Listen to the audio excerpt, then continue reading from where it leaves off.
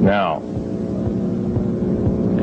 all this alien thing is fine, except for one thing. Alien takeover is a serious threat. Kept totally out of the public view, off the surface, I'm sure the underground bases, without question, are being used as a place to house alien takeover. Alien takeover means the implementation of a one-world government. Direct opposite of constitutional law. Direct opposite of freedom of choice, freedom of religion, other freedoms that go with it. Right to bear arms.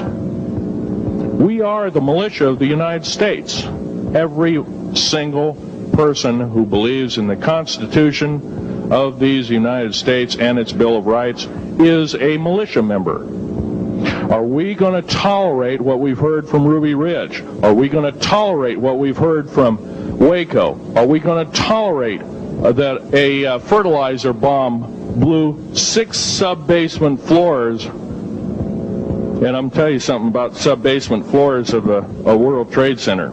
They're 29 feet thick each with 7 kinds of rebar reinforcement. The only weapon capable of doing such destruction and melting the concrete and extruding the rebar and the I-beam steel up to 6 feet in length longer than it originally was and melting the ends of it is a nuclear weapon. Now, the people they have in custody as fall guys may have been able to produce weapons and bombs and kill rabbis in New York, but I hate to tell you this, they did not have anything to do whatsoever with the World Trade Center bombing. The only thing used was a construction nuclear weapon. It was housed at Mather Air Force Base, the only place such things are kept. Incidentally, about Mather Air Force Base in Oklahoma City, Mather Air Force Base trucks were seen 2 weeks before the Alpha P. Murrah building got blown to pieces. Strange. I don't believe in coincidences.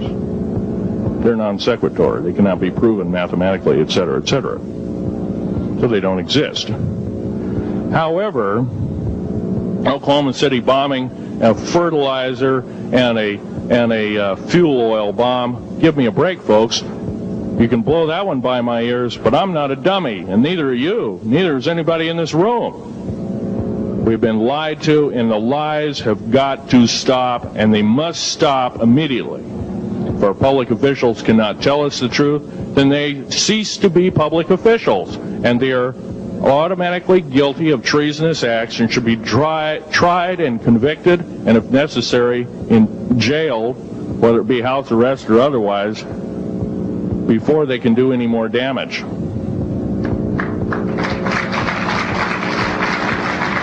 Janet Reno. Janet Reno is a confirmed lesbian. She got out in front of public TV and said so.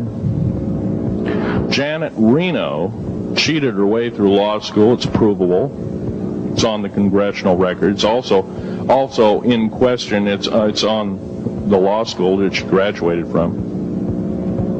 Her record is not spotless. There are thousands, there are tens of thousands of fine police women that could have done an exemplary job in a similar aspect. Janet Reno is a murderer of our children and should not be tolerated to live. Those that murder children, those that abuse children, those that sexually abused children should not suffer to live.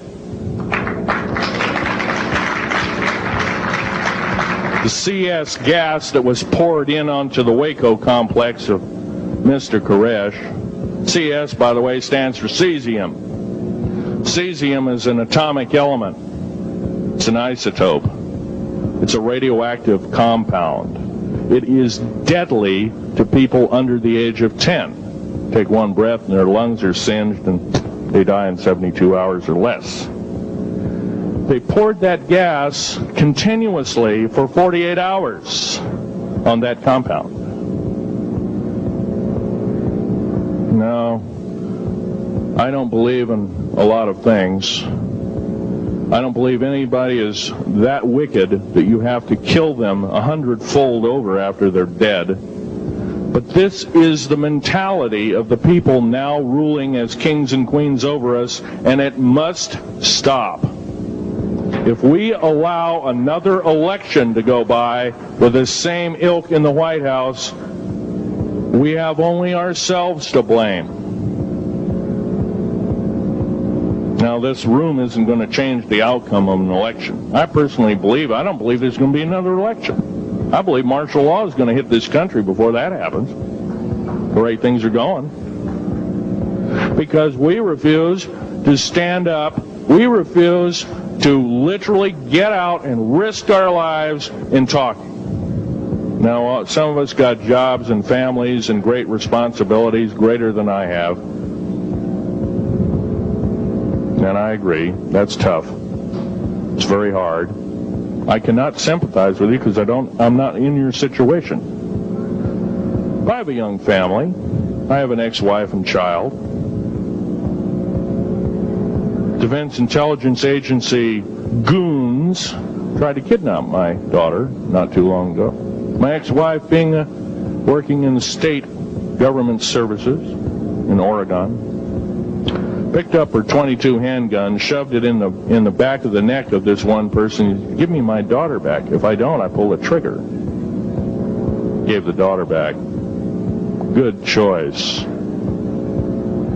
Now, the remark that my ex-wife had to say to this individual was, if I ever see you again in any way, shape, or form, I will kill you on sight. You're an abuser of children, therefore I suffer to you that you should not live. By the way, she threatened a federal agent. She should be in jail, blah, blah, blah. Nothing like that's happened. These people don't want publicity.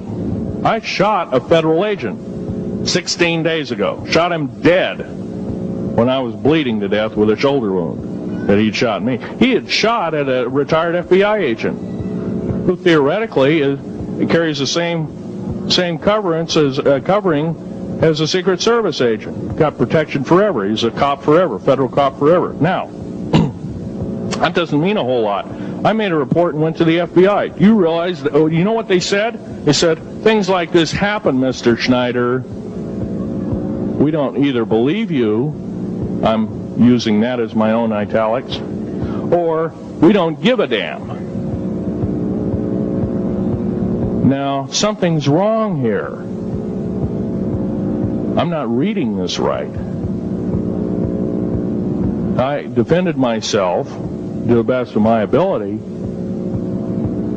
I was hoping I could go through life without doing such a thing. And maybe some of you have actually defended your own life in a similar fashion. It's very sad you have to shoot or kill somebody. Maybe some of you were police officers and have had to do the same. And I don't know if you ever kill a human being, you're never the same as a person who never has killed a human being. It is with you for the rest of your days. Whether you do it in war, whether you do it in murder, whether you do it in self-defense, you have taken one of God's holy creations off this planet. And there is a void there. And I feel that, and I'm very sorry for that. But I had to defend myself. Otherwise, I wouldn't be here. My message must continue. I'm doing it on my own money. And I'll continue to do it. As long as it takes. As long as I've got to live. I've got cancer. I'm dying.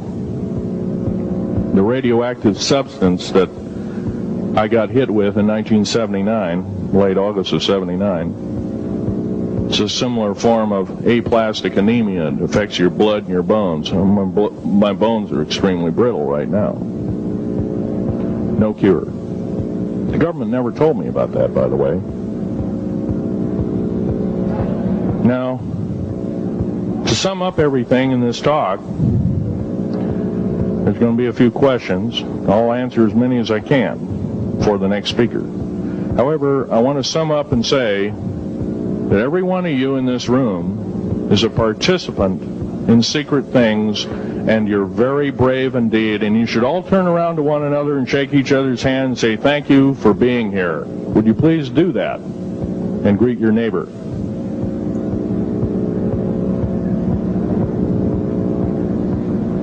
Now, this is the way the world should be. There wouldn't be any wars.